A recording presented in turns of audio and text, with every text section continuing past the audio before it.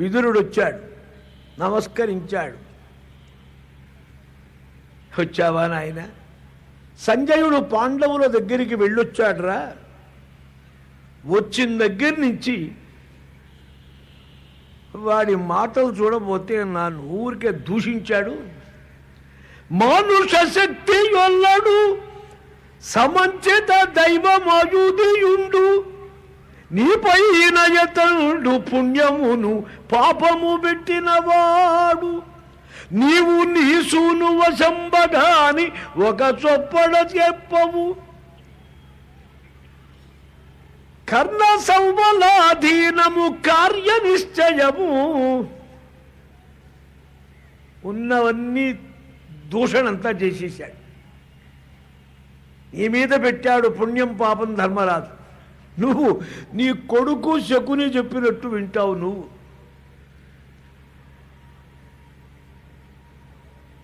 ఆయన్ని అతడు అలిగిన తరువాత నువ్వేం చెయ్యలేవు.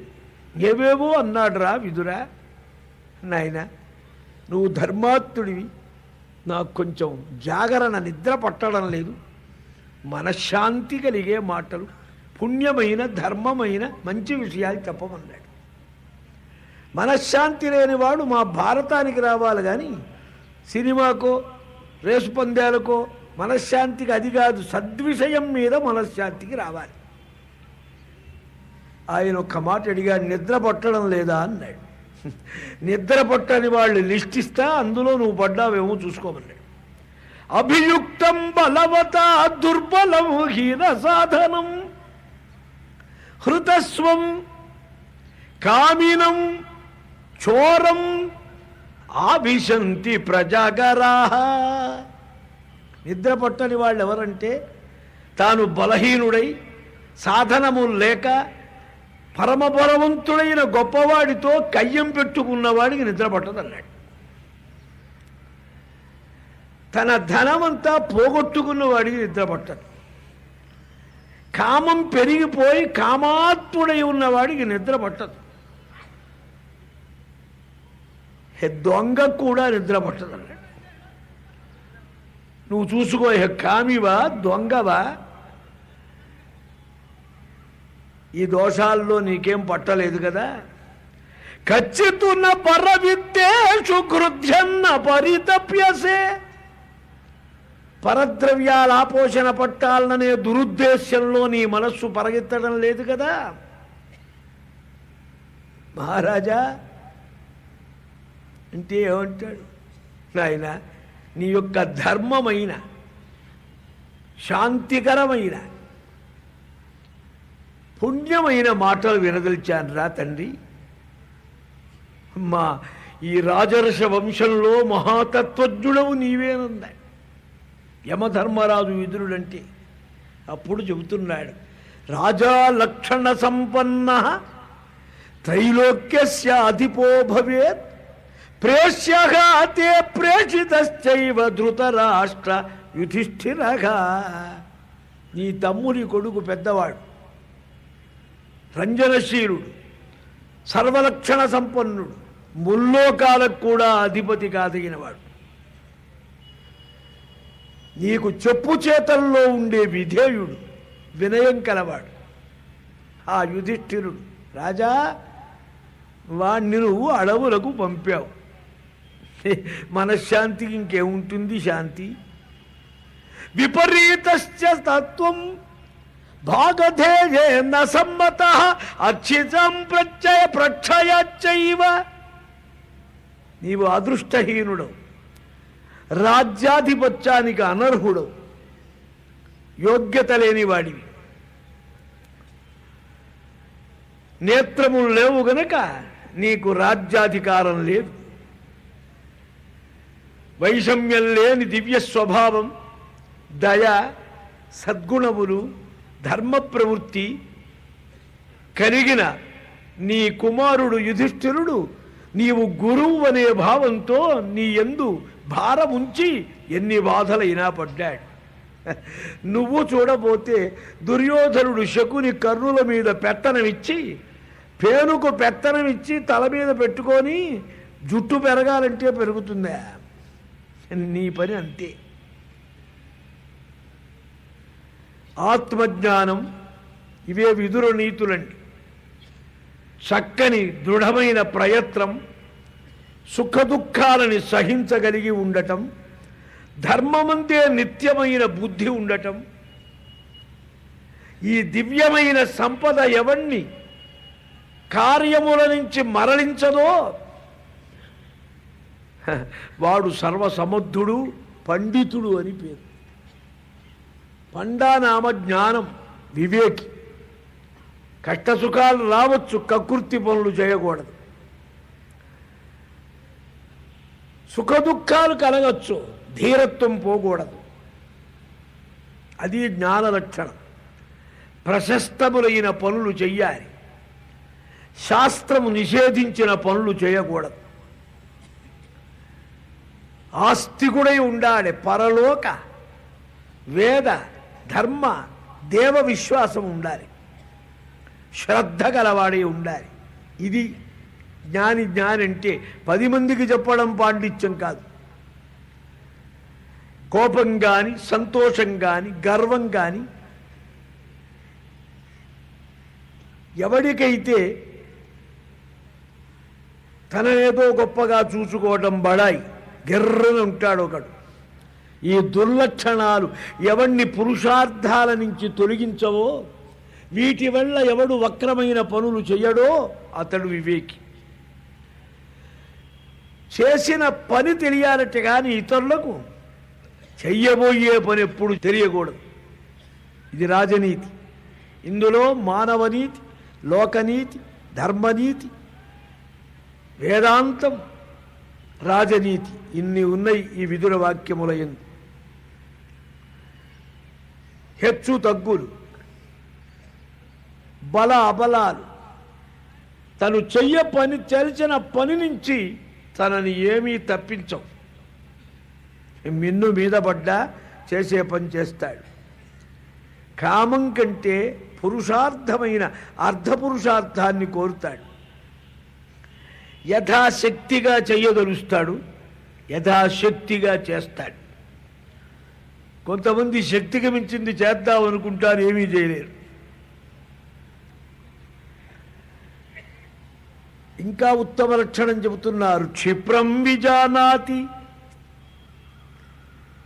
చిరము శృణోతి విజ్ఞాయ చ అర్థం భజతే న కామాత్ న అసంపృష్టగా వ్యుపయుంక్తే పరార్థే తతు ప్రజ్ఞానం ప్రథమం పండితస్య. వివేకం గలవాడికి మొదటి లక్షణం చెబుతానన్నాడు. ఇది విద్యార్థికి పనికొస్తుంది, తత్వజిజ్ఞాస గలవాడికి పనికొస్తుంది, గృహస్థుకు పనికొస్తుంది. అందరికీ పనికొచ్చే కామన్ నీతి. క్షిప్రం విజానాతి, చెప్పిన దాన్ని చప్పున తెలుసుకోవాలి. ఎంతో బుద్ధిశక్తి ఉంటే కానీ తెలుసుకోలేం. కొంతమంది సూక్ష్మంగా తెలుసుకుంటారు. మనకు తెలిసి వచ్చిపోయిందంటాడు. ఏ ఊరా పనస వచ్చిందా అంటే వచ్చిపోయిందన్నాడు. విన్నాడు, తెలిసింది, విన్నాను తెలిసింది కదా అని లేచిపోయినాడు, అది పోయింది. అందుకని ఏం చేయాలి? చిరము శృణోతి, చిరకాలం వింటూనే ఉండాలి. తెలిసింది కూడా వినాలి. తెలిసింది ఎందుకు వినాలి? గట్టి పట్టానికి. వచ్చిన పన్నాలు ఎందుకయ్యా ఆవృత్తి చెప్పడం? గట్టి పట్టాలి. రాందెందుకయ్యా చదవటం? రావటానికి. ముందెందుకయ్యా వినటం? నేర్చుకోవడానికి. అట్లాగే మనకు తెలియని విషయాలు కొంతమంది చెబుతారు, తెలుసుకోవాలి. తెలుసుకోగానే వదిలిపెట్టుకో, ఇంకా వింటూ ఉండాలి, ఇంకా సందేహాలు అడగాలి. బాగా తెలుసుకొని అప్పుడు చెయ్యాలి ఏ పని చేసినా. కొంతమంది తెలియటం దాకా ఆగరు, తోచింది చేసేస్తుంటారు. నచ అసంపృష్టగా వ్యపయుంక్తే పరార్థే, ఇతరుడి విషయంగా అడగనిదే అనవసరంగా చెప్పరు. నా పృష్ట కస్యచిత్ బ్రూయాత్, మీ అందరికీ మేము పంచిపెడుతున్నామంటే అది తెలివి తక్కువ మాట. నీకు ఆర్తి ఉంటే నేను చెప్పాలి. నీకు ఆర్తి కావాలని కోరిక ఉండాలి. ఊరికే పంచిపెట్టేది పులిహార దద్దోజనమా? ఊరికే పంచిపెడితే అది చీప్ మార్కెట్ అన్నమాట. కాబట్టి దానికి విలువను సంపాదించాలంటే నా అభక్తాయ నా అశిష్యాయ కదాచన. గీతాశాస్త్రంలో కూడా చెప్పారు. అందరికీ గీత చెప్పమని చెప్పలే. అడిగినవాడు, యోగ్యుడైన వాడు, అధికారి అయిన వాడు, సరి అయిన విశ్వాసం గలవాడు, వాడికే చెప్పాలి ఈ శాస్త్రం. స్వామి అర్జునుడికి చెబుతూ గీతలో చివర చెప్పారు. కానీ మనం ఏం లెక్క చెయ్యం. చెప్పేస్తున్నామని. ఇది పండిత లక్షణం కాదన్నారు. తతు ప్రజ్ఞానం ప్రథమం పండితస్య. వివేకం గలవాడెవడరా అంటే మొదటి గుర్తిదన్నారు. ఇంకా ఉత్తమ లక్షణాలు చెబుతున్నారు. ఇవన్నీ ధర్మరాజులో ఉన్నాయని కథా సందర్భం. ఇవి మనం సంపాదించుకోవాలని మనకు సందేశం. ఇవి ఎవడికి లేదో వాడు పండితుడు కాడని లోకం వ్యవహారం. నువ్వు పొందలేనిది పొందకూడదాన్ని ఎప్పుడూ నువ్వు కోరకూడదు.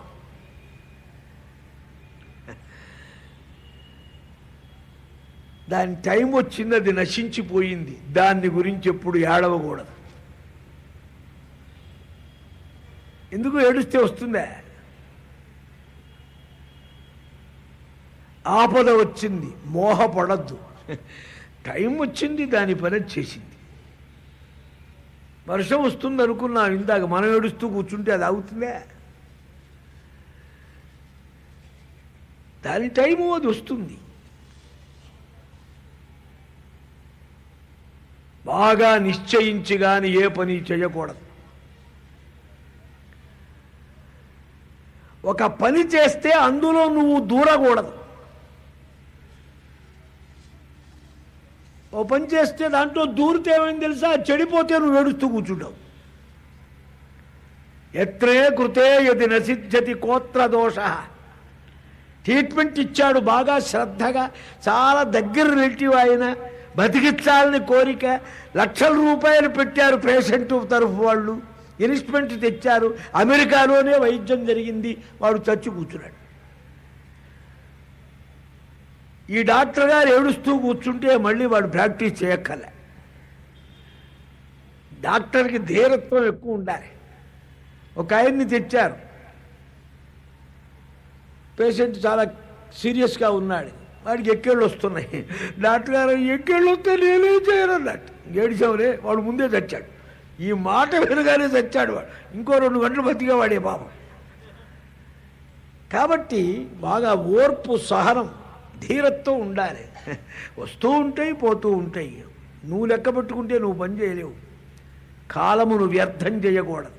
క్షణశ కణశ్చైవ విద్యాం అర్ధంచ సాధయేత్. క్షణం ఒక యుగంగా, పైసా ఒక 1000 రూపాయలలాగా సంపాదించేటప్పుడు అది 2 సంపాదించుకోవాలి. విద్యార్థిగా ఉండి డబ్బు సంపాదన, డబ్బు సంపాదించేటప్పుడు విద్యార్థి, ఇది ఉల్టా సీదా వ్యవహారం. పెద్దానికి ఒక నియమం ఉంది. అందుకే మనకు సామెత చెబుతారు ఇక్కడ తెలంగాణ, 20 విద్య 30 ధనం అన్నారు. 20 ఏళ్ళు వస్తే వాడి విద్య ఎంతో ఉన్నదానికి కొంచెం మెరుగు పెట్టుకోవటమే కానీ పెరగటం ఉండదు. కొత్త విద్య రాదు. శక్తి సరిపోతుంది. 30 ఏళ్ళు దాటితే అదే రకంగా ఆయన సంపాదన కూడా నడుస్తుంది. సీనియారిటీ మీద ప్రమోషన్ వచ్చి రిటైర్ ఎప్పుడు 5000లో రిటైర్ కావచ్చు, అది వేరు. ఎంతో క్రమంగా అదే పద్ధతి. ఆ పోస్ట్లో వచ్చిన వాడు ఎవడైనా అట్లా అవుతాడు. కాబట్టి జాగ్రత్త పడాలి. ఎప్పుడు కాలాన్ని వ్యర్థం చేయకూడదు. హితమైన మాట వినపడ్డప్పుడు దాని యందు దోషాలు వెతుకుతూ కూర్చుంటారు. దోషాలు వెతకడం మొదలు పెడితే నీ జీవితం అంతా దుష్ట చరిత్రతో గడిచినట్టే. చెప్పిన మంచి మాట తీసుకో, చెడ్డ మాట ఉంటే ఆయనకి వదిలేసిపో. మంచి వదిలేసి చెడ్డ పట్టుకోవడం. భారతం అంతా విన్నామండి, పెళ్లి కాకుండానే కుంతి కుమారుణ్ణి కన్నది, ఇదే నీకు కావాల్సింది. ఎన్నో ధర్మాలుంటే ఒక్క ధర్మం నీ బుర్రకెక్కడా? ఒక్క ధర్మం అండి. కాబట్టి మంచి కోరు, చెడు వదిలేసే. చెడు లేనిది ప్రపంచం లేదురా అన్నారు. ఎందుకని? సత్యము అసత్యంతో ఈ బ్రహ్మాండం ఉన్నది. ఏది సత్యం, ఏది అసత్యం? సత్యం ఆత్మ జీవుడు, అసత్యం శరీరం. అసత్యాన్ని వదిలేస్తే ఏముంది? గాల్లో ఉంటాడు వాడు. సంధ్యావందనం చేస్తాడా? భజన చేస్తాడా? పురాణ శ్రవణం చేస్తాడా? అందుకనే దయ్యాలు చూడండి, ఎవరినో పట్టుకొని కానీ అవేం చేయలేవు. వాడి బాడీ లేదు, బాడీ చాలా అవసరం. అందుకనే పరకాయ ప్రవేశం చేసిన బాడీ జాగ్రత్తగా పెట్టుకుంటారు. ఆ బాడీ కాస్త క్లోజ్ చేశారంటే వీడు అక్కడే పడి ఉండాలి, ఎక్కడికి వెళ్ళాడో అక్కడే. శంకర భగవత్పాదులకు కూడా ఆ కరం తగలబడిపోయింది. లక్ష్మీ నృసింహ మమ దేహి కరావలంబం అంటే లక్ష్మీ నృసింహ అనుగ్రహంతో ఆ చెయ్యి వచ్చేసింది వెంటనే. కనుక శరీరం చాలా అవసరం. శరీరం అసత్యం, అది ఆత్మ సత్యం, శరీరం అసత్యం. కాబట్టి అసత్యం లేని సత్యం అంటూ జగత్తులో ఉండదండి. అది వెతికితే వెర్రితనం అన్నారు. ఈ రెండూ కలిసే ఉన్నాయి జగత్తులో. అందుకని హితమైన మాటను వెతుక్కొని మనస్సులో పెట్టుకోవాలి, అహితాన్ని వదిలేసేయాలి. నిన్నెవరో పెద్దగా పొగిడారు, గౌరవించారు, పెద్ద బహుమతి అవార్డు ఇచ్చారు. నువ్వు పొంగిపోయి తలకాయ ఎగరేసి అంతవాడు ఉన్నాడా అంటే నాశనం అయిపోతావు. అవార్డులు రివార్డులు వస్తూ ఉంటాయి, పోతూ ఉంటాయి. అవేవో అవసరం వచ్చినప్పుడు దాని వాళ్ళు ఉన్నప్పుడు వస్తూ ఉంటాయి. కానీ నీ యందు నీకు నమ్మకం సంపాదించుకో. అవమానం చేశాడు, ఎవడో అన్నాడు, నిన్ను విమర్శించాడు, దూషించాడు, వాడి బ్రెయిన్ అంతే నేరో మైండ్ అనుకో. నీ కోపం పెట్టుకొని, కసి పెట్టుకొని, దుఃఖపడి ఏడిచి అక్కర్లేదన్నా. ఎలా ఉండాలి? గంగా ప్రవాహం వల్ల నిర్మలంగా ఉండాలి నీ మనస్సు. పొంగదు, కృంగదు. వర్షాకాలంలో కూడా బురద రాదు. అది పండితుడి యొక్క లక్షణం. ప్రవృత్త వాక్ చిత్రకథ ఊహావాను ప్రతిభానవాను ఆశు గ్రంథస్య వక్తా చ యః స పండిత ఉచ్యతే. శుభమైన, మంగళకరమైన, మధురమైన ప్రసంగం నేర్చినవాడు, చిత్రాతి చిత్రమైన మాటలు గలవాడు, ఊహాపోహలు గలవాడు, ఊహించగలవాడు. ఎంత విషయాన్నైనా ఏ సమయంలో ఏది చెప్పాలో తెలుసుకున్నవాడు. సమయానుకూల ప్రతిభానం చాలా గొప్పది. భగవద్ అనుగ్రహం ఉండాలి.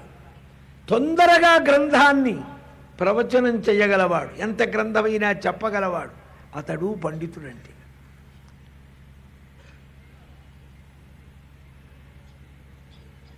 ఇలా ధర్మరాజును గురించి స్తుతి చేస్తున్నట్లుగా లోకానికి కావలసిన అనేక విషయాలు విదురుడు చెబుతాడు. నువ్వు చదివింది నీ బుద్ధికి అనుకూలంగా ఉండాలి. నీ బుద్ధి చదువుకు అనుకూలంగా ఉండాలి. సాధారణం అలా ఉండదు. మన వృత్తి వేరు, ప్రవృత్తి వేరు. మనం చదివింది వేరు, మనం నడిచేది వేరు. తప్పన్నారు. ఆ రెండుంటే విద్వద్ధర్మం కాదు. నువ్వు చెప్పింది, నువ్వు చదివింది, నీ బుద్ధికి విశ్వాసం ఉండాలి ముందు, లేకపోతే లోకవంచనే అది. నీ పాండిత్యం బుద్ధిని అనుసరించాలి, బుద్ధి శృతమును అనుసరించాలి. పెద్దల యొక్క నడవడి, మర్యాద, కట్టుబాటు చూసేయకూడదు. ఏమీ చదవకుండా బాగా పండితుల్లాగా డాబ్ చేస్తాడు వాడు. దరిద్రుడై ధనవంతుల్లాగా స్టైల్ కొడతాడు. ధనాలను ఏమీ పని చేయకుండా కోరుతాడు. వాణ్ణి ఏమనాలి? దీనికి ఉల్టా మూఢుడు అనాలి. పేదవాడి కోపం పెదిమల చేటన్నారు. ధనవంతుడు కోపిస్తే ఏదో చేస్తాడు, శిక్షో అదో ఇదో. ధనవంతుడు అనుగ్రహిస్తే ఏదో ఇంక్రిమెంటో డబ్బో ప్రజెంటేషనో ఇస్తాడు. రేపు దరిద్రుడు చేస్తే రెండు అనవసరం. కొంతమంది ఉన్నారు తమ సంగతి పట్టించుకోరు, ఎదటివాడి కోసం యమ తిరుగుతారు. లోకోపకార పరాయణులు అనుకుంటారును. ఇంట్లో కొంపలో పిల్లలకు అన్నం కూడు ఉండదు, ఎవడికో సత్రంలో సర్వీస్ చేస్తానని పోతాడు. కొంపలో ఉండేవాడికి అన్నం పెట్టద్దు వదలు. వాడు ఒక అవివేకన్నాడు. తనని నమ్ముకోని విశ్వాసం ఉన్న మిత్రుడి యందు అపకారం చేస్తాడు. మిత్రానికి ఎవడు ద్రోహం చేస్తాడో వాడు ఒక పరమ పాపి అన్నాడు. నిన్ను కోరని వారిని నువ్వు కోరటం, నిన్ను కోరి వెంటబడే వాళ్ళని నువ్వు తోలివేసేయటం చాలా దుర్లక్షణం. బలవంతుడితో శత్రుత్వం పెట్టుకోవటం, మిత్రుణ్ణి శత్రువుగా, శత్రుణ్ణి మిత్రువుగా తలుచుకోవటం చాలా అవివేకం అన్నారు.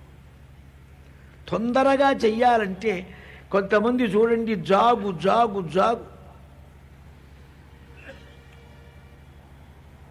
ఒక పని చెయ్యాలంటే క్షిప్రకారి స్వకార్య మధ్య కర్తవ్యం అని బుద్ధిమంతుల లక్షణం. రేపు చేయాల్సింది ఇవాళ్ళే జాగ్రత్త పడాలి. రేపు అనేది రావయ్యా చూద్దామంటే వీళ్ళు లేచేటప్పటికే రేపు వస్తుంది పోతుంది. పితృదేవతలకు శ్రాద్ధం పెట్టని వాడు మూర్ఖుడు అన్నారు. రేపు వీడేళ్ళు ఏం తింటాడు? పితృదేవతలకు శ్రాద్ధం పెట్టకపోతే నీ ప్రతి శుభకార్యంలో వాళ్ళు వచ్చి నీ ఇంట్లో కూర్చుంటారు. అందుకే నాంది శ్రాద్ధం. ప్రతి శుభకర్మకు ఒక పితృదేవతార్చన ఉంది ముందు. పెద్దలు పెరుమాళ్లకు పెట్టుకోరా అంటారు. అది తప్పదు. అది చెయ్యకుండా పని చేశావో నీకు శుభాన్ని ఇవ్వదు. కనుక పితృదేవతలను ఆరాధించడం చాలా ముఖ్యమైన పని. దేవతల్ని పూజించడు, మంచి హృదయం కలిగిన స్నేహితుడిని సంపాదించుకోడు. వీడేమంటారు? పరమ మూఢుడు అంటారు. ఏకము హన్యాతు నవో హన్యాతు ఇసుర్ముక్త ధనుష్మత. బుద్ధికి బుద్ధిమతోత్సృష్ట హన్యాతు రాష్ట్రం సరాజకం. మంచి ధనుర్విద్యా పండితుడు బాగా లక్ష్యం చూచి ధనస్సు నుంచి బాణాన్ని వదిలితే అది సరిగా గురిగా వెళ్ళి తగిలితే వాడికి తాకితే ఒకడు చస్తే చస్తాడు, లేకపోతే లేదు. కానీ మహాబుద్ధిమంతుడు కనుక ప్లాన్ వేశాడంటే ఈ బుద్ధి దేశాన్ని, రాష్ట్రాన్ని, ప్రభువులను, ప్రజలను కూడా తుడిచేస్తుందన్నారు. బాణం కంటే గొప్పది బుద్ధి.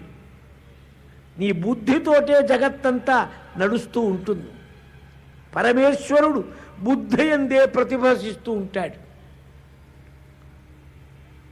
ఆ బుద్ధి సవ్యంగా జాగ్రత్తగా ఉంటే మనం బాగుపడతాం.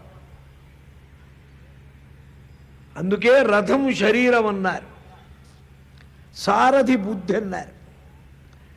ఇంద్రియాణి చాస్య అశ్వాహ, గుర్రాలు ఇంద్రియాలన్నారు. రౌతు మెత్తనైతే గుర్రం 3 కాళ్ళతో నడిచింది, 4వ కాలు తీసుకెళ్ళి వీపు మీద పెట్టుకుంది. ఎందుకు? 1.5 రెస్ట్గా ఉంటుంది. సారథి మెతగవాడైతే జరగబోయేది. కనుక సారథి అంటే ఎవరు? బుద్ధి. ఈ గుర్రాలు కనుక తప్పుడుదో పట్టి అనుకోండి, రథం పట్టి కొడుతుంది. మరి తానెవ్వరు అసలు? రథిక ఆత్మానం రథినం విద్ధి. తాను రథికుడి కింద లెక్క. కాబట్టి బుద్ధి పరిశుద్ధంగా నిశ్చయంగా ఉంటే ఇంద్రియాలు కూడా చెప్పినట్టు వింటాయి. ఏకయా ద్వే వినిశ్చిత్య త్రీముశ్చతుర్భిర్వశే కురు పంచజిత్వా షడ్విదిత్వా సప్తహిత్వా సుఖీ భవ. సుఖం ఎలా కలుగుతుంది? ఈ పని చేస్తే కలుగుతుందన్నారు. చూడండి, వ్యాసుల వారు గంభీరంగా ఏ శ్లోకాలు రాశారో వాటిని తిక్కన సోమయాజి గారు ఎక్కువ వివరించకుండా అట్లాగే అట్టబెట్టారు. కాబట్టి తెలుగు భారతం చదివితేనే మేము భారతం అంతా చదివినట్టు అనుకున్నవాడు వట్టి వెర్రివాడి కింద లెక్క. తెలుగులో చూపబడనివి, తెలుగులో వదిలినవి ఎన్నో గాంభీర్యాలు ఉన్నాయి మూలంలో. మూలం ప్రచారం తక్కువై భారతం మీద చాలా అపోహలు కూడా బయలుదేరినాయి. తిక్కన గారి తెలుగు చేత వినిపిస్తున్న ఒకటి రెండింట నిశ్చల యుక్తి చేసి మూటి నాలుగింట గడు వశములు చేసి ఏనిటిని గెలిచి ఆరింటి ఎరిగి ఏడు విడిచి వర్తించువాడు వివేకధరుడు. తెలుగు బాగానే ఉంది. ఒకటి ఏకయా దివే వినిశ్చిత్య, రెంటి నిశ్చయము చేసి నిశ్చల యుక్తి చేర్చి. ఒకటంటే ఏమిటి, రెండంటే ఏమిటి అది తెలిస్తేగా. కాబట్టి తెలుగు భారతంతో సంపూర్ణం కాదు భారతం. ఇక్కడ రెండు పక్షాలు ఉన్నాయి. ఒక పక్షం లోకపక్షం రాజనీతి, మరొక పక్షం అధ్యాత్మ విద్య. ఒకటితో రెండింటిని నిశ్చయం చెయ్యాలి. ఎలా? ఒకటి అంటే బుద్ధి. ఇందాక బుద్ధి చెప్పుకున్నాంగా, దాని కంటిన్యూషన్. బుద్ధికి ఎందుకయ్యా గొప్పతనం అంటే మనల్ని ముంచినా తేల్చినా బుద్ధే. ఎందుకురా ఈ పాడు పని చేసావు, అట్లా బుద్ధి పుట్టిందంటాడు. అంతేగా, మనం కేర్ ఆఫ్ బుద్ధికి ఇచ్చేస్తాం. కాబట్టి ఆ బుద్ధిని కొంచెం మాలిష్ చేసుకొని శుభ్రంగా ఉంచుకోవటం మంచిది. అందుకే అన్నారు, మన ఏవ మనుష్యాణం కారణం బంధమోక్షయో. నీ మనస్సే నీకు సంసార బంధము ఇస్తున్నది, మోక్షము ఇస్తున్నది. నిర్లిప్తమై, అసంగమై, చిన్మాత్రమై, నిర్వికారమై, శుద్ధమై, బుద్ధమై ఉన్న మనస్సు ఆత్మానుభవం ఇచ్చింది, పరిపూర్ణత ఇచ్చింది, నిత్యతృప్తి ఇచ్చింది. సుఖం అంటే అదే. అవధూతగా, అజగర వ్రతంగా, హంసగా శ్రీదత్తాత్రేయ గురుమూర్తి అనేక స్థానాల్లో చూపిస్తారు. ఇది 18 పురాణాల్లో దత్తదేవస్వామి మాట ఉన్నది. రామాయణంలో కూడా ఉంది, అనసూయ అత్రి మహర్షి ప్రసంగంగా. శ్రీ దత్తాత్రేయ మూర్తిని స్మరించందే ఎక్కడ ఏ యోగ విద్య, ఏ ధర్మస్థితి, ఏ తత్వబోధ, జ్ఞానం కలగదు. అందుకే గురువు అన్నారు. సద్గురు దత్తాత్రేయ మహారాజ్ జ్ఞానబోధ స్వరూపం పరమాత్మ. శంకర భగవత్పాదులకు కూడా స్వప్నంలో దర్శనమిచ్చి, ఇన్నాళ్ళు నువ్వేం చేశావు, ఇప్పుడు ఇస్తున్నా నేను నా సహస్రనామ స్తోత్రం, ఇది పారాయణ చేసి సర్వసిద్ధులు సంపాదించి లోకమందు ఉన్న భేదాజ్ఞానాన్ని పోగొట్టి అభయ అభిన్న అద్వైత దివ్య స్థితిని చక్కగా బోధించమని దత్తాత్రేయ ఆజ్ఞ ఇందిట శంకర భగవత్పాదులకు. ఆ గురుస్వరూపం అన్నమాట, ఆ దివ్యమైన పరమ నిత్య సుఖస్వరూపులు. సుఖాన్ని నువ్వు బయట కోరుతున్నావు, అక్కడే పొరపాటు. ఇనపెట్టెలో కావలసినంత డబ్బు పెట్టుకొని దాని తాళం చెయ్యి ఎరక్క, అది ఉన్నదని తెలియక, ఆధనం నాదని అనుకోక పిచ్చబెట్టుకున్నట్టుంది. అయ్యా పైసా ఇవ్వండి. నువ్వు నిత్య ధనవంతుడివి, నిత్య సుఖవంతుడివి. నిన్నొకడు పోషించాల్సిన పని లేదు, రక్షించాల్సిన పని లేదు. నీవు ఆనందానికి ఏమి సంపాదించక్కర్లే. కలర్ టీవీలు ఇంకా రకరకాల సాధనాలు మనకు ఆనందం ఇస్తున్నాయి అనుకుంటే చాలా పొరపాటు. ప్రతి వస్తువు నీకు దుఃఖాన్ని ఇచ్చేది. స్వస్వరూపం ఎప్పుడు మరుగుపడ్డదో విక్షేపం అంతా దుఃఖమే. స్వస్వరూపాన్ని గుర్తిస్తే అది సర్వసుఖస్వరూపం. ఆనందో బ్రహ్మేతి వ్యజానాత్, ఆనందవల్లి చెబుతుంది. నీ స్వరూపం ఆనందం. నువ్వు తెచ్చిపెట్టుకున్నవి రా దుఃఖాలన్నీ. ఏమంటే దుఃఖం లేకపోతే అంటే, దుఃఖం లేకపోతే అంటే నువ్వు కానిదాన్ని నువ్వు అనుకుంటే దుఃఖం కాదు. ఈ శరీరం నువ్వు కాదు, నేను అనుకుంటున్నావు. అప్పుడేమనుకుంటున్నావు? చచ్చిపోతున్నాను అనుకుంటున్నావు. మీ వాళ్ళు కూడా వాడు చచ్చాడు అంటున్నారు. వీళ్ళైనా గుర్తించారా? ఏదో అందమైన మాటలు చెబుతాను కీర్తిశేషులు అట్లా ఇట్లా. చచ్చిపోయిన వాడయ్యా, చచ్చిపోయినాడు పోయినాడు, వాడికి పెట్టేది ఏమిటి? ఇప్పుడు కొత్త షోక్ వచ్చింది. చచ్చిన రోజు వాడి ఎల్లార్జీ చేసిన ఫోటోకు పూలదండేసి కొబ్బరికాయ కొట్టేస్తే ఇదేం దేవుడా? సత్యనారాయణ స్వామికి చెల్లుతుంది. కానీ ఈ పితృదేవతలకు పులియారు నైవేద్యం కొబ్బరికాయలు పోతాయిరా. ఇక్కడి నుంచే 1,00,000 రూపాయలు పట్టుకెళ్ళామండి. ఇది బ్రిటిష్ నాణ్యాల్లోకి మార్చుకోవడం మర్చిపోయినాం. అక్కడికి వెళ్ళాం, 100 రూపాయలు కాదు 100 బాధ పరిచి మార్చుకోవటానికి ఉండాలి. ఇదివరకు ఇది నైజాంగా ఉన్నప్పుడు ఆంధ్రా నుంచి వచ్చేవాడు. వీళ్ళంతా ఇక్కడ ఇదేది హాలీలుగా ఉండేవి. ఈ హాలీలు తీసుకెళ్తే నాలుగు గీసుకోవడానికి కూడా పనికిరావు. బెజవాడ వెళ్ళామంటే కృష్ణార్పణం కుంభినీ రూపాయలు, కంపెనీ రూపాయలని అదో వ్యాపారం కూడా ఉండేది. ఇది అది మార్చడానికి కొంచెం ఏదో కమిషన్. ఆ దుకాణాలు ఎత్తేసారు. ఇప్పుడు అంతా హోటల్గా వాళ్ళంతా నష్టపడ్డారు. ఒక్కో పని ఎత్తేస్తే కొంతమంది నష్టపడతారు, పెడితే కొంతమంది నష్టపడతారు. అది కష్టమే, ఇది కష్టమే. ఇక్కడ మార్చుకొని వాడు ఏం చేసేవాడు? అక్కడే అట్టే పెట్టుకొని మళ్ళీ ఎప్పుడో వరంగల్లో పని మీద వచ్చినప్పుడు అప్పుడు మార్చుకునేవాడు. లేకపోతే ఇది ఎక్కడన్నా మార్చాలంటే మళ్ళీ అక్కడ డిస్కౌంటు పర్సంటేజ్ కృష్ణార్పణం.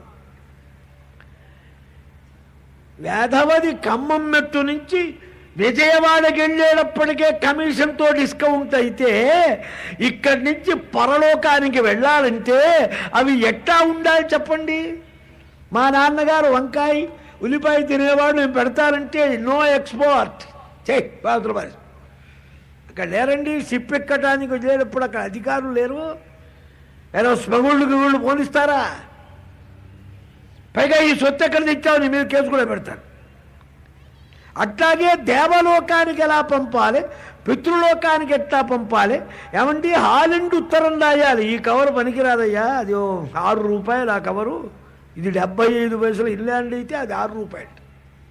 కొనుక్కోవాలి దేవుడా అని. అందుకే మామూలుగా ఎట్లా తిన్నా తిన్నాడు మడిగట్టుకోవాలి, 4 కూరలు చేయాలి. అది అక్కడ ఆ దేశానికి వెళ్ళటానికి కావలసిన ఎక్స్పోర్ట్ ఇంపోర్ట్. పోస్ట్ ఆఫీసులో మర్యాద చేశారండి. ఆ పోస్ట్ మాస్టర్ గారి డబ్బంతా పట్టుకెళ్తున్నాడు అక్కడికి. అయిపోయి ఢిల్లీ కరోల్ బాగ్ ఆ పోస్ట్ మాస్టర్కి కాగితం వస్తుంది, ఈ మనిషికి ఇంత రూపాయలు ఇవ్వమని. వాడు వచ్చి ఇచ్చేస్తాడు. ఢిల్లీలో జమగట్టిన రూపాయలు ఉంటాయిగా అవి తీసేస్తాడు. ఎక్కడే కనుక మూఢత్వంతో శాస్త్రం చెప్పని పని దండగా, శాస్త్రం చెప్పినట్లే చెయ్యాలి, విశ్వాసం ఉండాలి. ఆ విశ్వాసం చేత పని చెయ్యాలి. ఈ బుద్ధి పరిశుద్ధం కావాలి. శుద్ధమైందనుకో, ఎలా శుద్ధమవుతుంది? సత్కర్మల చేత అవుతుంది.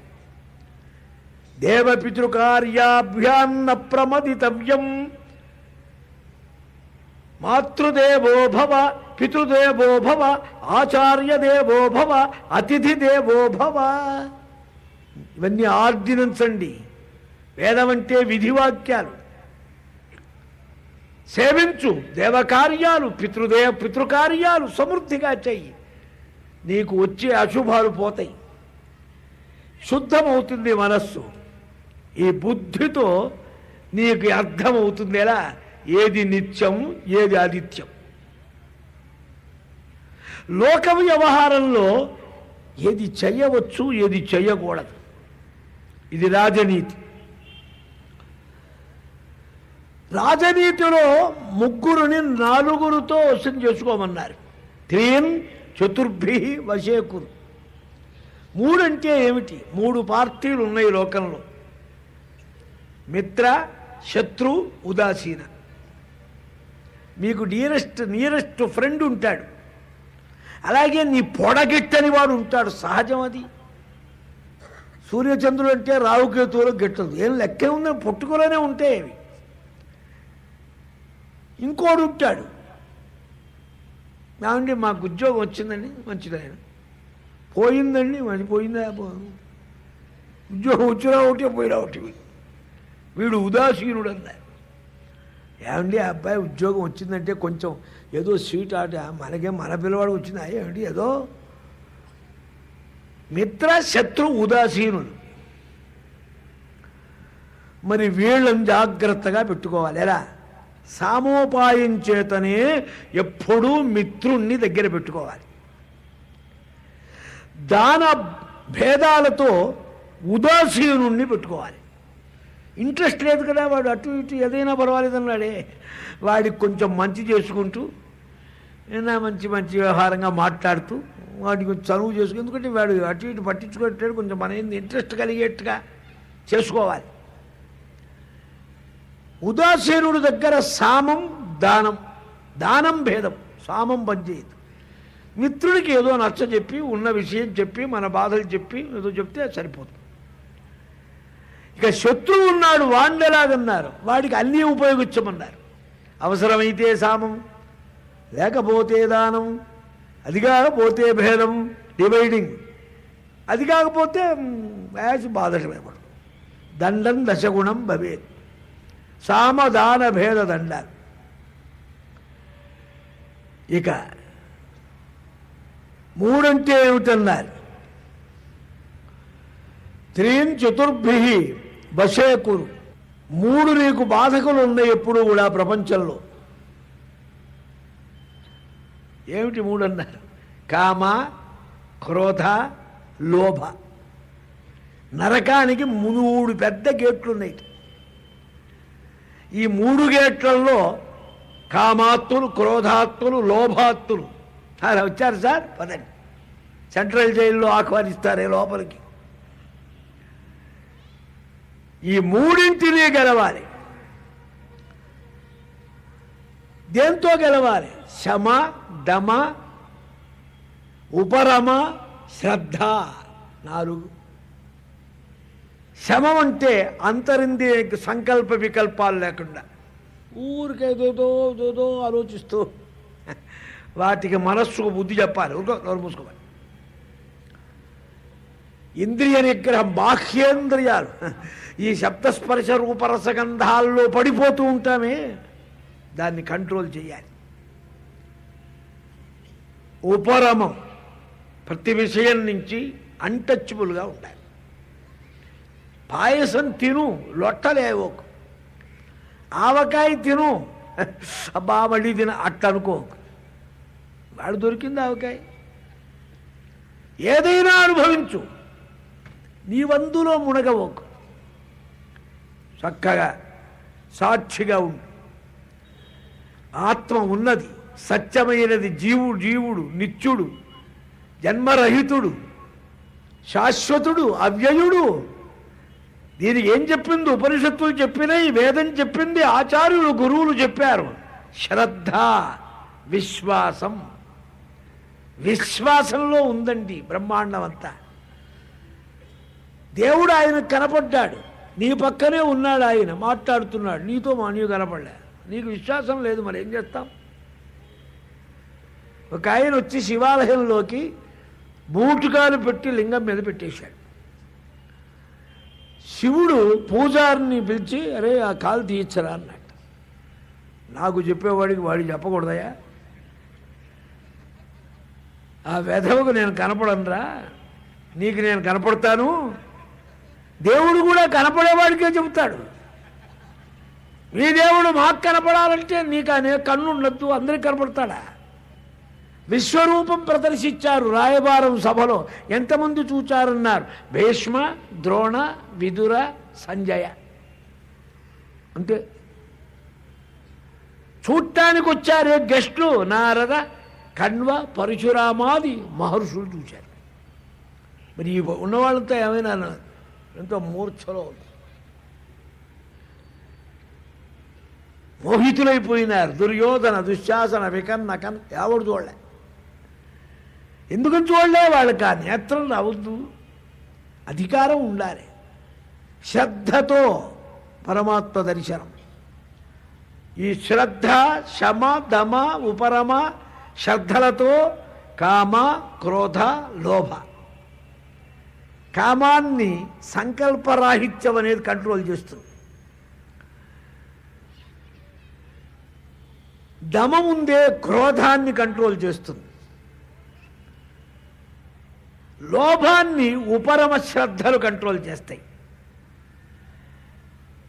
ఈ మూడింటిని, ఈ నాలుగు నీ దగ్గర లేకపోతే ఆ మూడు అన్కంట్రోల్ వెళ్ళిపోతూ ఉంటాయి.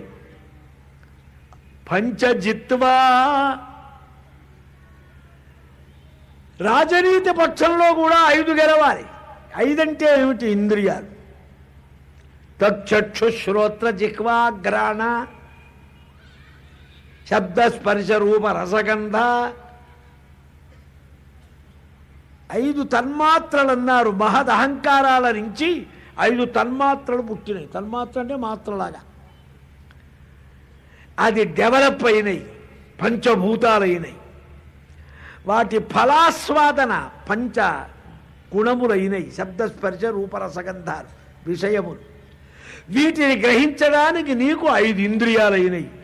వీటి మీద ఆధిపత్యం చేయటానికి సూర్యుడు మొదలైన 5 దేవతలైనారు. చూడండి,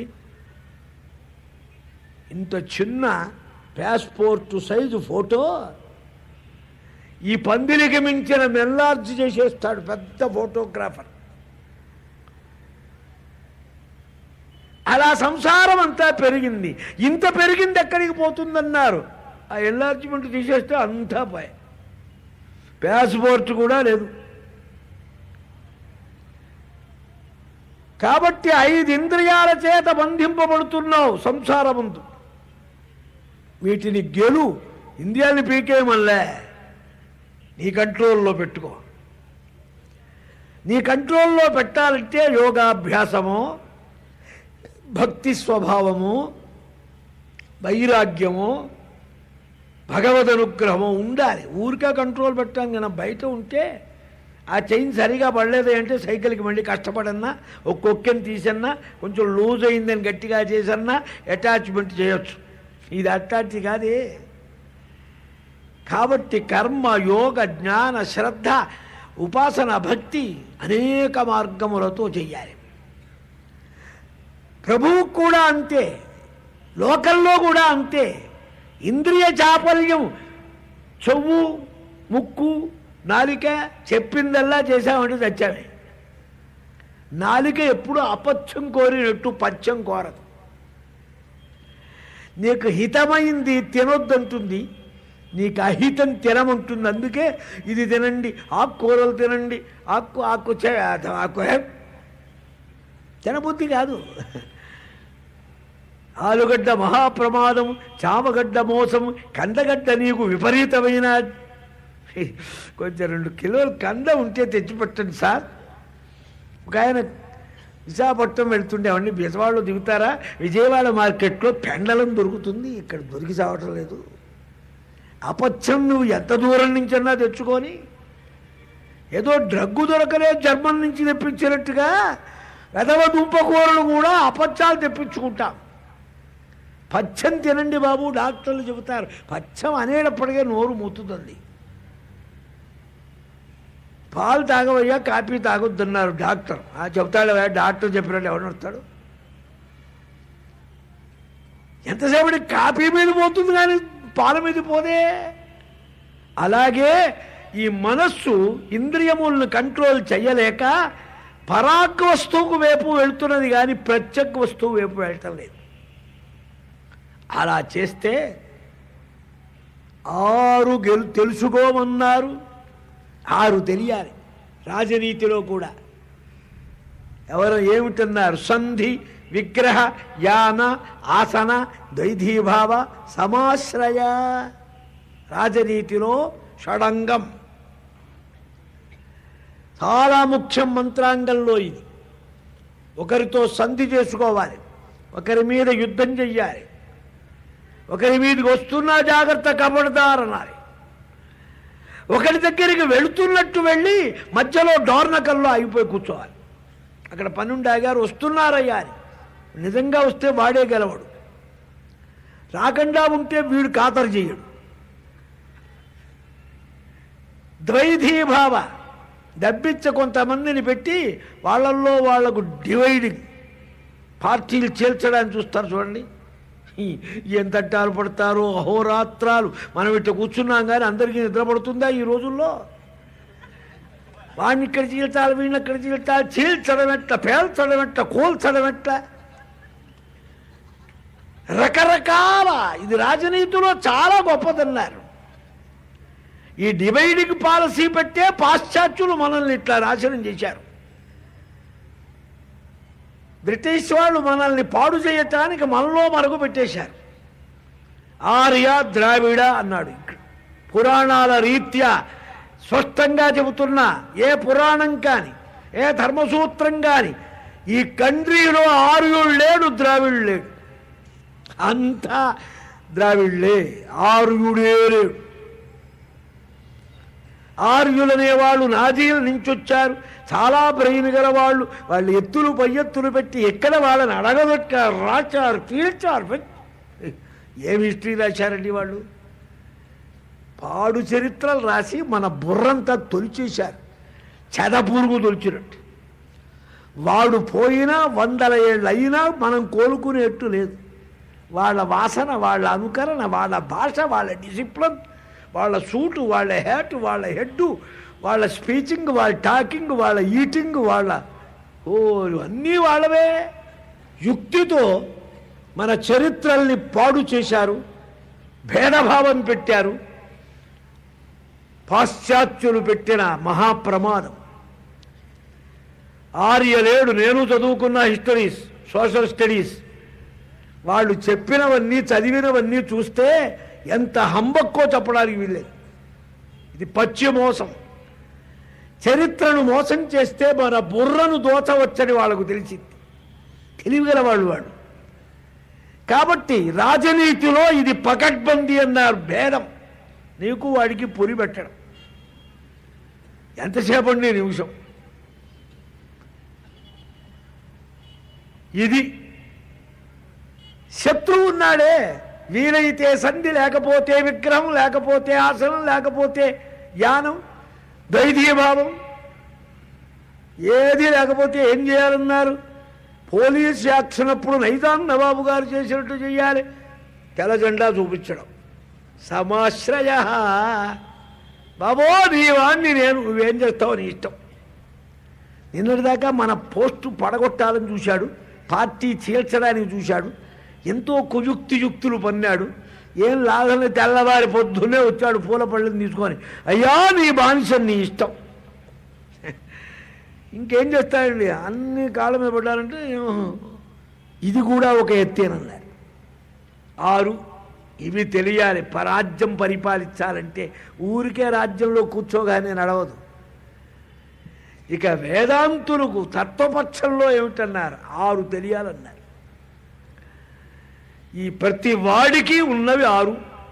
పుట్టగానే ఆకలి, దప్పిక, కొంచెం ప్రపంచ జ్ఞానం కలగగానే శోకం, మోహం. అది వయస్సులేవయ్యా అంటాడు. వయస్సుని గోతులో దిగమనుందా ఎక్కడన్నా? ఈ డెవలప్ చేసుకుంటూ పోతాడు. ఈ చివరకు వస్తాయి 2, ముసల్తనం, మృత్యువు. ఇది ప్రతి బాడీకి వస్తుందండి ఈ దుంపదెగ. జాయతే వర్ధతే విపరిణమతే కృష్యతి నశ్యతి షడ్భావ వికారాలన్నారు. ప్రతి వస్తువు పుడుతుంది, పుట్టగానే పెరుగుతుంది, పెరగగానే శోభిస్తుంది, శోభించగానే చాలా ఇంట్రెస్ట్గా ఇంపార్టెంట్గా కనపడుతుంది.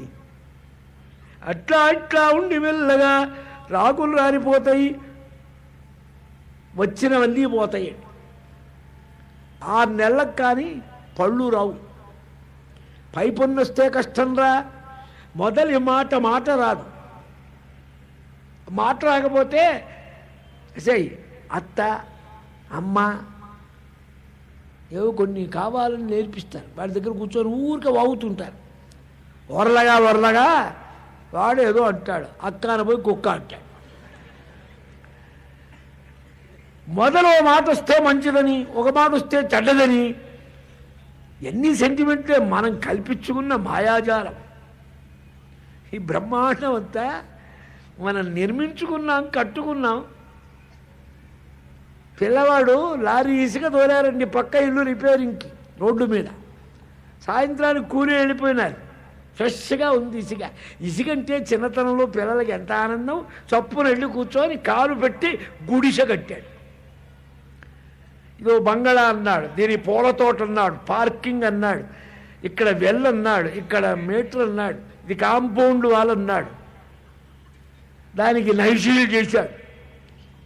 సృష్టి బ్రహ్మ, నగిషీర్ పాలన విష్ణుమూర్తి, 3 ఉన్నాయి వీళ్ళలోనే. వాళ్ళ అమ్మ అన్నాన్ని పెంచి చీకటి పడి ఒక్క తరుగుతాడు. ఈ మొత్తం గూడు అంతా పేల్చి మా ఆటం పంపెట్టినట్టే. హాయిగా వచ్చాడు, హ్యాపీగా వచ్చాడు, అన్నం తిన్నాడు, పడుకున్నాడు. వాడికి కూలిపోయిందని ఉండే ఇంట్రెస్ట్.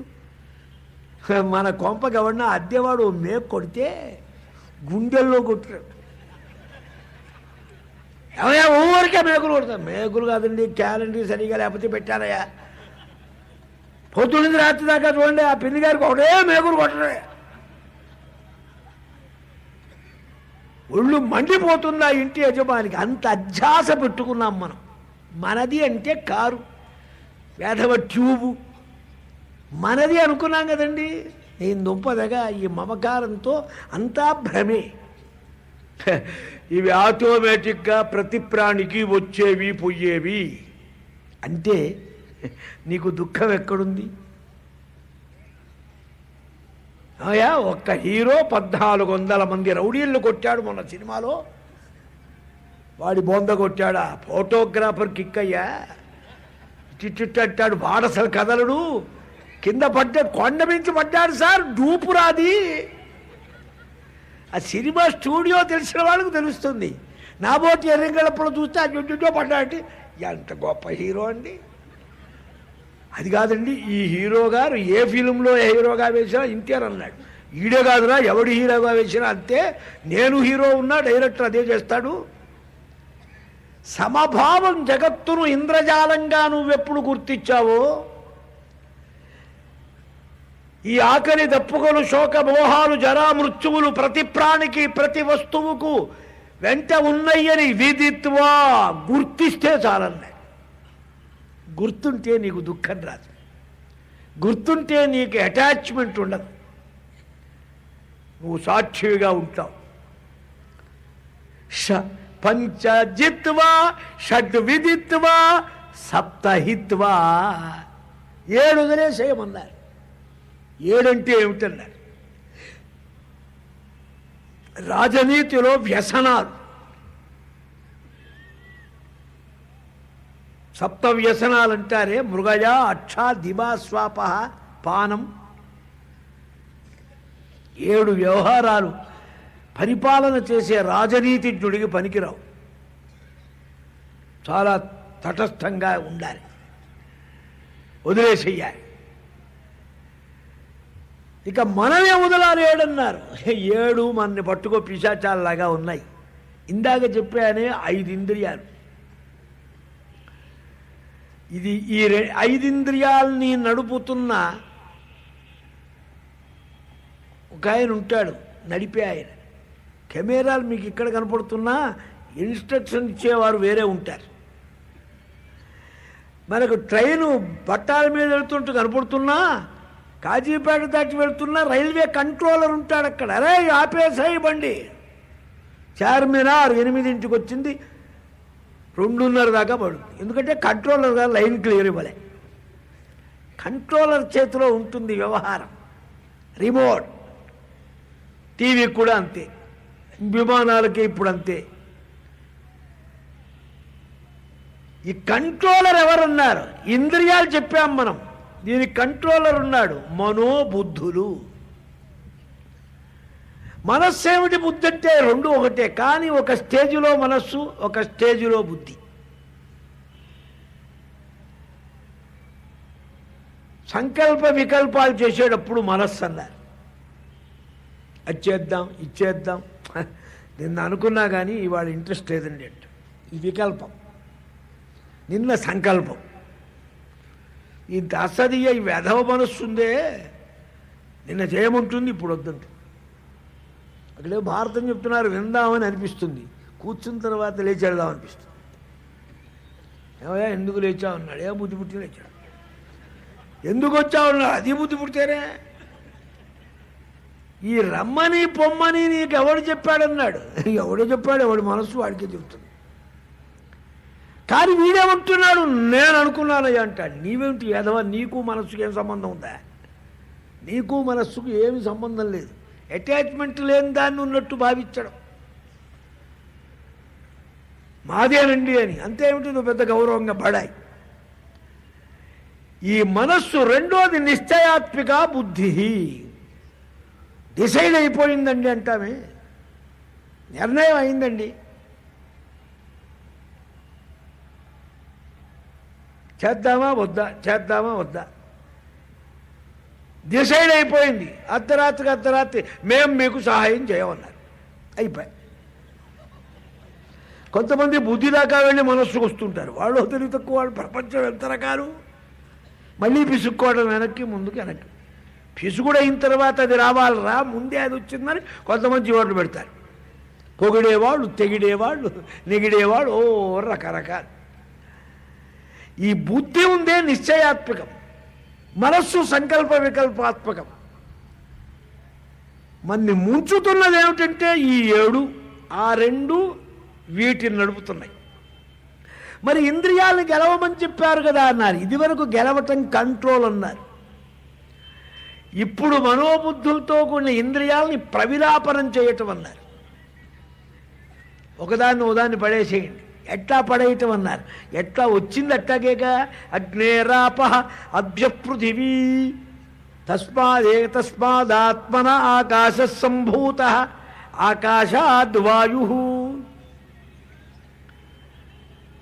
ఆకాశంలోంచి వాయువు వచ్చింది, పంచభూతాలు. ఆకాశంలో వచ్చిందంటే ఆకాశం అంటే ఏమిటన్నారు? సౌండ్ అన్నారు. శబ్దగుణకమాకాశం. సౌండ్లో నుంచి వచ్చిందండి. మీరు టీవీ ఆన్ చేయండి, ముందు పిక్చర్ రాదు, సౌండ్ వస్తుంది. అంతేనా? ప్రసవంలో కూడా ముందు సౌండ్ వస్తుంది. గర్భంలో ప్రాణి చేరేటప్పుడు కూడా సౌండ్ వస్తుంది. కడుపు దగ్గర చెవి పెట్టి చూస్తారు డాక్టర్లు. వాళ్ళకు తెలిసేదో సంచారం అవుతున్నది పిండం. ఏం కదలిక లేదండి అంటే హోప్లెస్ అంటే ఆపరేషన్ చేయాలంట. చిరాకు పరాకు ఎగిరిపోతుంది. ఆ డాక్టర్ అమ్మాయి ఒళ్ళు తెలియకుండా ఉంటుంది. ఏదో డేంజర్ వచ్చిందిరా అని. కదిలితే పుట్టినట్టు బతికినట్టు, కదలిక లేకపో సౌండేగా, శబ్దం. ఆకాశాద్ వాయు. ఆకాశంలోంచి వాయువు వచ్చింది. వాయువు అంటే ఏమిటన్నారు? స్పర్శ. మనకు మొదలు తెలిసేది స్పర్శ. ఎవరను ఇట రామం మే అనుగత దృష్టి నాద్యాపి వినివర్తతే కౌసల్యే సాధు మా పాణినా స్పృశ. దశరథుడు రామచంద్రమూర్తి అడవికి వెళ్ళిపోతే ఆ రథం చూసి రథంతో పాటే చూపు కూడా పోయింది. కౌసల్య వచ్చింది. కౌసల్యే కదూ. రాముడి వెంట దృష్టి వెళ్ళింది. ఒక్కసారి నన్ను పట్టుకోమన్నాడు. నువ్వు పట్టుకుంటే కూడా తెలుస్తుందా లేదా అని. ఇది కూడా పోతుందన్నమాట. అది ప్రవిలాపనం. ఒక్కొక్క ఇంద్రియం మనకు తెలియదు. మాట పడిపోయిందండోయ్, తర్వాత ఏం పడ్డది, దారకం లేదు. చివరకేమిటంటే ఆ వాయు సంచారం పోతుంది. అట్లాగే ఇంద్రియములను ఆకాశం, వాయు, స్పర్శ. వాయోరగ్ని, వాయువు దగ్గర నుంచి అగ్ని. అగ్ని అంటే చూపు అన్నమాట. అగ్నేరాప, దాంతో నుంచి ఉదకం. ఉదకం అంటే ఏమిటి? టేస్ట్, రసన. ఆ తర్వాతేది పృథివీ, శరీరం. ఒక్కొక్క ఇంద్రియం ఒక్కొక్క రకంగా నువ్వు ప్రవిలాపనం చెయ్యాలి. జ్ఞాన మార్గం చేత, విచారణ చేత. ఇది నాది కాదు, నేను కాదు, నిశ్చయమైన సమాధి నిష్ఠలోకి వెళ్ళిపోయినాడు. ఇదంతా చమత్కారంగా చూస్తున్నాడు. ఒక్కొక్క ఇంద్రియం ప్రవిలాపన అయిపోయింది. ఇవన్నీ ఎక్కడికి పోతాయి? మనస్సులోకి పోతాయి. మనస్సు ఎక్కడికి పోతుంది? Head quarter. ఈ ఇంద్రజాలం అంతా కల్పిస్తున్న హిప్నాటిజం ఉందే, అది బుద్ధి. బుద్ధి ఎక్కడికి పోతుందన్నారు? బుద్ధిలో ఏకలోని భావం పొందుతున్న చిదాత్మలోకి వెళ్ళిపోతుంది. అప్పుడు ఏమవుతావు? సుఖీభవ, స్వస్వరూప ఆనంద సుఖం. అంతదాకా ఎందుకు సార్? ఏసీ రూమ్లోకి వెళ్తే సుఖంగా ఉంటుంది, నీ మొహం ఉంటుంది. ఏసీ రూమ్లోకి వెళ్ళి యువతలికి రా, నీ గతి ఏమిటో తెలుస్తుంది. అప్పడం కనుక పొయ్యి మీద పెట్టినట్టు అవుతుంది. ఇందాకటి నుంచి ఎంత బాగుంది సార్. వైశాఖ మాసం మేలో 12వ తారీఖు మంచి సమ్మర్లో మధ్యాహ్నం ఏసీ రూమ్లోకి వెళ్ళాడు. 1 గంటన్నర ఏడ్చాడు. మామూలుగా కాఫీ తాగితే 2 రూపాయలు, ఏసీ రూమ్లో 14 రూపాయలు. 14 అక్కడే తాగాలన్నాడు. వెధవ క్షణభోగం కోరుతుంది. కానీ బిల్లు కట్టేప్పుడు కొంచెం తలకాయ తిరిగింది. ఇంకెంతసేపు కూర్చొని కొద్దీ టేస్ట్ అవుతున్నావు. బయటకు వచ్చాడు, దిగాడు రోడ్డు మీద. పండు మిరపకాయల కారం మూసినట్టు అయింది, అప్పడం వేయించినట్టు అయింది. బాబో, రేపటి నుంచి ఏసీ రూమ్ రావయ్యా. యత్ సుఖం న దుఃఖేన సంభిన్నం తత్సుఖం స్వపదాస్పదం. సుఖం సుఖమని దేన్నంటావు? నీ ఆత్మస్వరూప స్వస్థాన స్థితిని అంటావు. మిగతా సుఖాలు ఉన్నాయి, అంతా కల్తీ సుఖాలు. ఎందుకని? సుఖస్యానంతరం దుఃఖం, దుఃఖస్యానంతరం సుఖం. ఆహా, వారికి పెద్ద పదవి వచ్చిందన్నారు. ఇప్పుడేం చూసావురా? వాడు రిటైర్ అవుతాడే అప్పుడు చూడమన్నారు. రిటైర్మెంట్ అయినప్పుడు అసలు సగం డెత్ కిందనే భావిస్తారు. వాడు వెనకడి బిళ్ళ జవాను లేడు. సార్ సార్ సార్ చెయ్యడ్డం పెట్టల్లా మాట్లాడతాడు. ఆ వెధ వచ్చి నోటి తుప్ప రోట్లో పడేట్టు ఎదురుగా మాట్లాడు. నిన్నటి దాకా సార్ సార్ అని వంగినవాడు ఈ చెయ్యి లేదు, పాడు లేదు, ఉమ్మేస్తూ మాట్లాడాడే అని పెళ్ళాన్ని చెబుతాడు. మరి ఏమనుకున్నారు ఉద్యోగం అంటే? అందుకనే ఇంకో 4 ఏళ్ళు సావమన్నా నిన్న ఉద్యోగంలో ఉంటుంది. వీడు చాకరీ చేయటం ఆమెకి ఇష్టమే.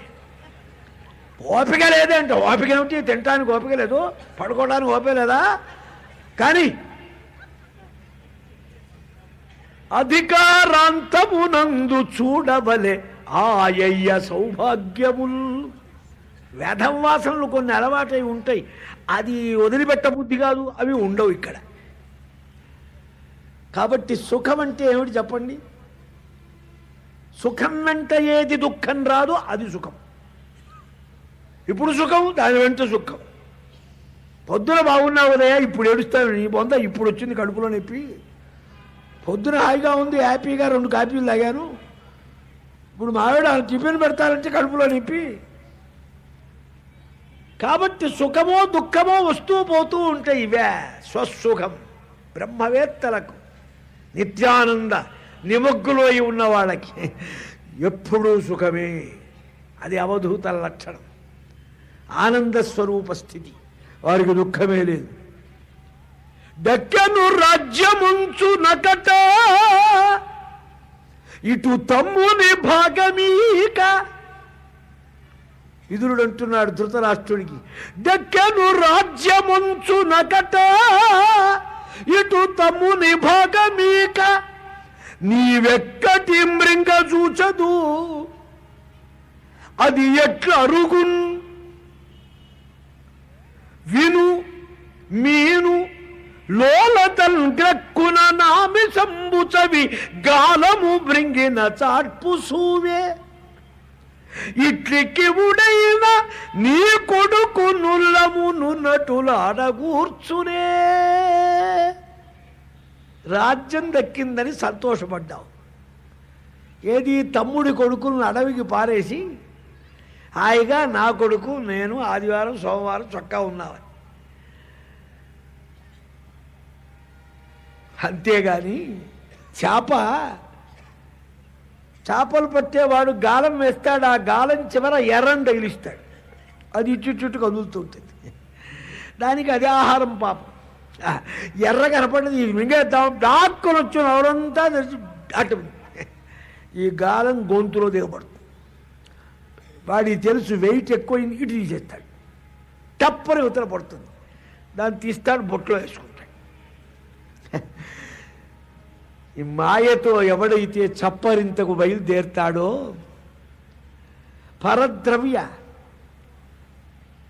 పరవ్యవహారములను ఆసక్తితో అపహరించాలని అనుకుంటాడో, అశాశ్వతమైనది నాకు దక్కుతుందని ప్రయత్నిస్తాడో, వాడి గతి ఏమవుతుంది చివరికి అంతే. మీను లోలతన్ గ్రక్కున నామిషంబు చవి గాలము మృంగిన చాట్పునన్. 13 ఏళ్ళు శత్రువుల్ని పంపించాం బయటికి, మనకు దక్కింది, సంతోషపడ్డావు. ఇప్పుడు తెలుస్తుంది నీ సంగతి ఏమిటో. వ్యర్థమైన ధర్మద్రోహమైన కోరికలు పెట్టుకొని నీవి ఈ స్థితికి వచ్చావన్నాడు. ఈ శరీరానికి 9 దర్వాజాలున్నాయి, 3 దూలాలున్నాయి, 5 సపోర్ట్లు ఉన్నాయి. దీంట్లో యజమాని కూర్చున్నాడు కాపరం. 9 మనోబుద్ధి అహంకారం. మనస్సు ఇందా చెప్పానే, మనస్సు, బుద్ధి, అహంకారం. ఈ 3కు ఉపయోగపడేది ఏది? ఈ శరీరం. 5 ఇంద్రియాలు మామూలే, 5 + 4 9. ఈ 9 ద్వారాలు. ఈ 9 ద్వారముల ద్వారా నీకు సుఖదుఖాలు వస్తున్నాయి. నీకు ఎక్స్పీరియన్స్, అనుభవం ఎలా కలుగుతున్నది? వీటి వల్లే. 3 స్తంభాలు ఉన్నాయి. ఏమిటి ఆ 3?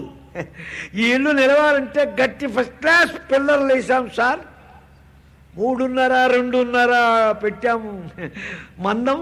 మంచి ఇంజనీర్ స్పెషల్గా చెప్తాడు ఇంట్రెస్ట్గా. దీనికి 36 అంతస్తులు కట్టినా డోకా లేదన్నాడు. అట్లా పాతిన 3 స్తంభాలు: అవిద్య, కామం, కర్మ. పెద్ద పిల్లర్స్. అవిద్య అజ్ఞానం, కామం కోరిక, కర్మ ఈ కంటిన్యూషన్స్. ఈ శరీరం వదిలావు, వెళ్ళేటప్పుడు మళ్ళీ 3 సంపాదన పెట్టుకెళ్తున్నావు, మళ్ళీ పుట్టావు, మళ్ళీ మళ్ళీ పుట్టా అంతే. ఇక ఇదే పెద్ద శరీరం, ఇదే ఇల్లు. ఏం శరీరం? 2 శరీరాలనే ఇల్లు. స్థూల శరీరం ఇందాక చెప్పారుగా, సూక్ష్మ శరీరం, కారణ శరీరం, ఈ 2 ఇల్లు.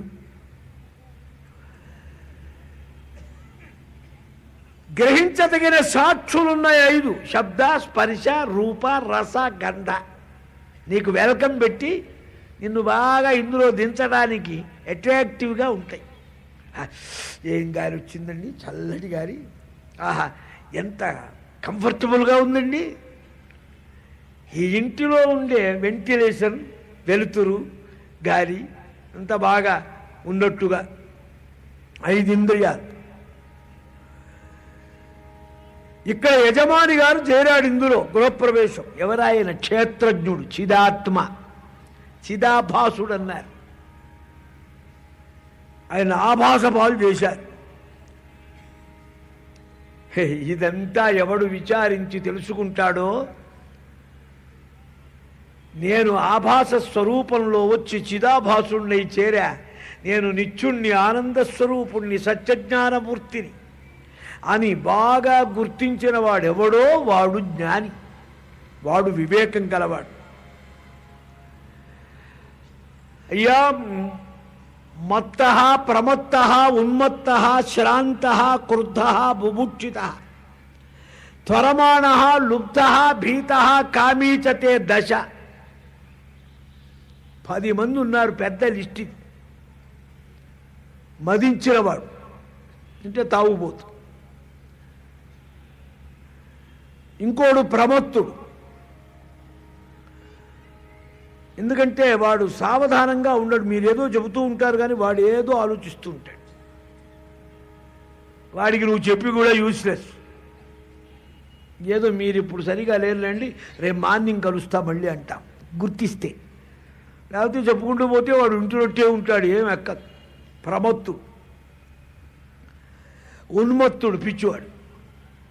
కొంతమంది పిచ్చివాడు కూడా మంచిగానే కనపడతారు.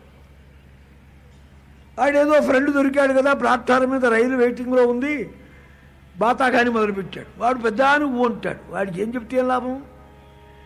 ఉన్మత్తుడు. లుబ్ధుడు, వాడు నువ్వు ఏం చెప్పండి, మంచి చెడ్డ అక్కర్లే, వాడికి ఏదన్నా ఇందుట్లో రాబడి ఉందా లేదా, సోర్సెస్ ఉందా లేదా, ఎస్టిమేషన్ అంత దృష్టి దాని మీద ఉంటుంది, ఇంకెవడి మీద ఉండదు. ఇంకోడున్నాడు అతి తొందరగా, వాడికి మంచి చెడ్డ 2 ఉండవు, అతి త్వరగా డిసిషన్ తీసేసుకుంటాడు. కామాత్తుడు ఉంటాడు, పిరికివాడు, భయపడేవాడు ఉంటాడు. అయ్యా, ఈ 10 మంది దగ్గర ఏమీ ప్రసంగం చేయొద్దన్నాడు. వాడు చెబితే వింటే విన్నావు కానీ వాళ్ళతో కన్సల్టేషన్ వద్దన్నాడు. నాయనా, హితం చెప్పావు, పచ్చం చెప్పావు, క్షేమం చెప్పావు, ఈ పాపాన్ని కోరుతున్నదిరా మనస్సు, పాపాన్నే చూస్తున్నది. అందుకని అడుగుతున్నా నిన్ను, వ్యాకులమైన చిత్తంతో నువ్వు వేత్తవు, చెప్పు నాయనా. శుభం కాని పాపం కాని, ద్వేషం కాని ప్రియం కాని, ప్రియుడు కాని అడగంది ఎవడికి చెప్పకూడదు. పోని చాలా దగ్గర వాడైనప్పుడు, హితుడైనప్పుడు, ప్రియుడైనప్పుడు వాడు అడక్కపోయినా చెప్పాలి.